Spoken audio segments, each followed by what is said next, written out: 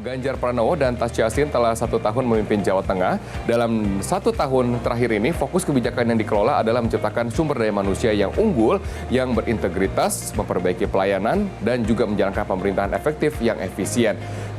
Informasi disampaikan Anggi Hasibuan bersama dengan Gubernur Jawa Tengah Ganjar Pranowo yang membahas 1 tahun kepemimpinan Ganjar Pranowo di periode kedua. Waalaikumsalam, pagi. Ya, pagi-pagi. Ini udah kopi ke-40 nungguin Bapak. Oh, nggak salah. Pak, monggo Pak, di sini Pak. Pak Gub, nggak terasa udah setahun Pak. Ya. Periode kedua. Ya. Gimana rasanya Pak? Biasa saja. Mungkin saya tinggal melanjutkan pekerjaan-pekerjaan lama sesuai dengan spirit politik, setting agenda yang sudah dibuat. Ya tentu saja pasangannya kan baru dengan Gus Yassin ya. 1 tahun alhamdulillah ritme rampak barisan kita cepat dan Gus Yassin saya senang. Lebih gampang mana Pak? Ketika periode pertama, 1 tahun pertama sama di 1 tahun periode kedua? Sama saja sih, hanya yang pertama lebih mudah. Karena kebetulan wakil saya kan birokrat sejati. Sehingga pada saat kita memutuskan seluruh keputusan-keputusan politik besar, analisis terhadap potensi-potensi risiko, keputusan, urut-urutan birokrasinya, politik anggarannya, eksekusi sampai monitoringnya, Pak Heru punya pengalaman yang bagus. Kalau yang kedua ini, wakil saya ini kiai gitu ya, masih muda, energik, luar biasa ini energiknya. Sehingga pada saat kita membagi tugas sesuai dengan undang-undang yang ada, Gus Yassin lari kencang sekali. Umpama reformasi birokrasi, beliau langsung ke kantor Wapres, ke kantor Menko PMK, ke Dinsos, semua perbaikan data. Menurut saya ini bagian dari hal yang positif. Di periode kedua ini aja dalam 1 tahun Bapak banyak sekali inovasi-inovasi untuk mengangkat SDM. Kalau misalnya saya runut itu ada insentif untuk guru ngaji gitu kan. Sekarang ada pelajaran pertama di Indonesia untuk dari anak SMA sudah mulai anti korupsi gitu kan. Apa yang ditargetin Pak kalau di Jateng? Untuk tetap mboten korupsi, mboten ngapusi, nilai-nilainya kita suntikkan dari sekolah. Maka ketika kami bertemu dengan kawan-kawan dari KPK, bisa nggak Jawa Tengah memulai? Saya bilang minggu depan. Minggu depan itu artinya segera regulasi kita keluarkan agar ada uji coba terhadap sekolah-sekolah untuk melakukan pendidikan anti korupsi. Dan ternyata sambutannya luar biasa. Dan tidak cukup itu. SDM kita juga kita dorong tidak hanya dari sekolah. Kami punya agen-agen anti korupsi termasuk di birokrasi yang punya sertifikat sebagai penyuluh anti korupsi. Kenapa ini menjadi penting? Karena SDM unggul itu ya punya karakter.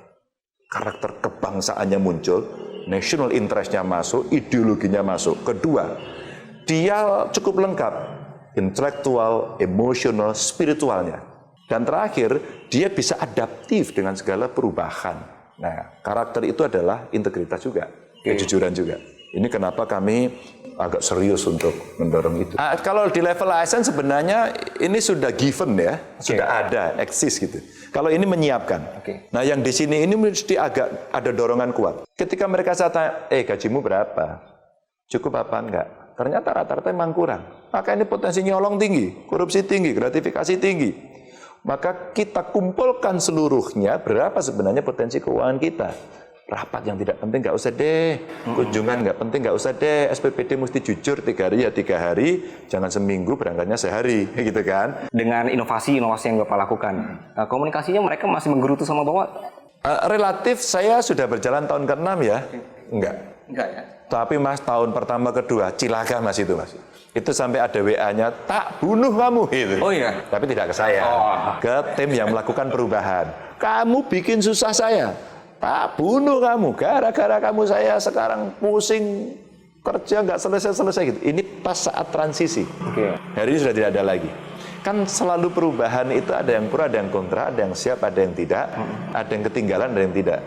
Pak, dari sikap Bapak ini, gimana mencoba untuk menghindari ABS atau laporan-laporan yang hanya bikin Bapak senang aja? Ya, ini pertanyaan Anda bagus. Bagaimana mau ABS sekarang? Rakyat lapor saya langsung kok. Rakyat mengakses saya langsung. Maka tadi malam dengan kengantuan yang luar biasa dan belum bisa tidur saya menjawabi mention-mention dari publik. Tapi nggak memakan banyak waktu Bapak, Pak. Jadi satu tweet itu dicekin sama Bapak satu persatu. Enggak sih. Jadi gini, kami juga atur waktu. Ketika ada kesempatan kami jawab. Tapi ketika mereka menggunakan hashtag Kemala Jateng otomatis. Ketika kemudian ada beberapa OPD yang ikut membantu mengikuti saya, mereka juga menjawab dengan kesadaran. Jadi sebenarnya ya Risiko kalau Bapak capek ada waktu ya risiko. Kalau kita nggak mau risiko itu, perubahan tidak akan terpimpin. Dicatat itu, perubahan tidak akan terpimpin, alias nanti akan gagal. 1 tahun sudah banyak sekali inovasinya, konkret dan juga masih banyak PR-nya. PR-nya masih banyak. Terima kasih banget waktunya sudah bersama saya pagi hari ini. Sama-sama. Terima kasih. Ya, terima kasih. Ya.